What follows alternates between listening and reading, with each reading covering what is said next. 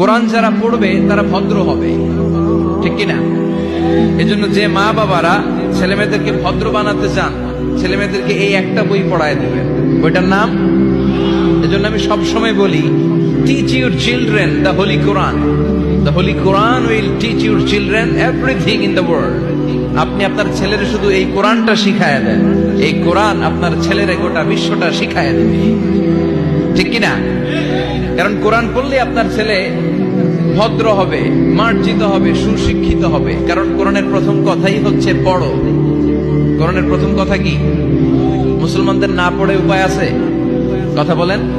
আপনার যখন মন ভালো থাকবে আপনি পড়বেন, আপনার মন খারাপ তখনও পড়বেন। সুস্থ আছেন পড়েন, অসুস্থ পড়েন, দেশে আছেন পড়েন, দেশের বাইরে পড়েন, মারা যাচ্ছেন তখনও পড়বেন, পড়তে পড়তে মরবেন, ঠিক কিনা?